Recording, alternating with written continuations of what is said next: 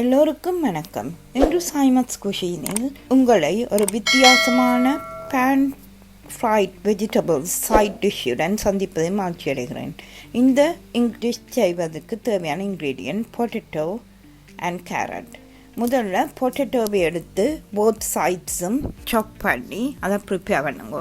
இந்த டிஷ்ஷுக்கு எவ்வளோத்துக்கு எவ்வளவு சின்ன பொட்டேட்டோவை எடுக்கிறீங்களோ அவ்வளோத்துக்கு அவ்வளவு டிஷ் சைட் டேஸ்டாக இருக்கும். அதை எடுத்து ஒன்ஸ் ப்ரிப்பேர் பண்ணின பிறகு பாயில் பண்ணுங்க. அதை பாயில் பண்ண வச்சுட்டு கேரட்டை எடுத்து நீங்கள் இப்படி ஸ்ட்ரிப்பாயோ நீங்கள் ரவுண்டாயும் வெட்டலாம். It's up to your preference. But நான் ஸ்ட்ரிப்பாக வெட்டியிருக்கிறேன்.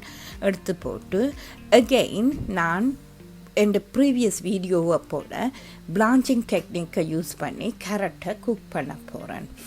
ஒன்ஸ் உருளைக்கிழங்கு குக் பண்ணினோடனே இட் மைட் டேக் 45 minutes.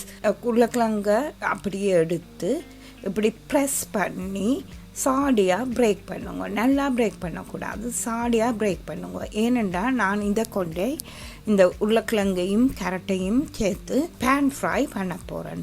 இந்த பேன் ஃப்ரை பண்ணுறதுக்கு முதல்ல பட்டரை ஒரு பேனுக்குள்ளே போட்டுட்டு நல்லா கொதிச்சு மெல்ட் பண்ணினோடனே ப்ரெஸ் பண்ணின பொட்டேட்டோஸை போட்டு ஒரு ஈச் சைடு ஒரு 3 to 4 minutes ஃப்ரை பண்ணுங்க. ஃப்ரை பண்ணின பிறகு குக் பண்ணின கேரட்டை நாங்கள் சேர்க்க போகிறோம். 2 சைடும் திருப்பி விட்டுருக்குறோம். பாருங்க, கோல்டன் கலராக ஸ்கின் வருது. பிறகு மேரினேட் நான் இப்போ இது பேன் ஃப்ரைட் சாமனோட தான் வெஜிடபிள் சைடை யூஸ் பண்ண போகிறேன். ரெண்டபடியாக அதே மேரினேட்டில் கொஞ்சத்தை எடுத்து வச்சு நான் இதுக்குள்ளே போட்டு கரெக்டையும் போட்டு 5 minutesக்கு கிட்ட குக் பண்ண போகிறேன். குக் பண்ணிக்க அகெயின் டேர்ன் பண்ணி விட்டுட்டு once after 5 minutes already carrot cook பண்ணினது, பொட்டேட்டோ ஆல்ரெடி குக் பண்ணினது. It will be 2 to 3 minutes ready. And then at the end கொரியாண்டரை ஆன் த டாப்பில் ஸ்ப்ரே பண்ணி போட்டு கொரியாண்டர் கார்னிஷுக்காண்டியும் ஒரு ஃப்ளேவரையும் கொடுக்கும் டிஷ்ஷுக்கு. You can see now the dish is ready and it's very simple. இந்த டிஷ்ஷோட நான் அந்த salmon டிஷ்ஷை லிங்க் பண்ணியிருக்கிறேன்.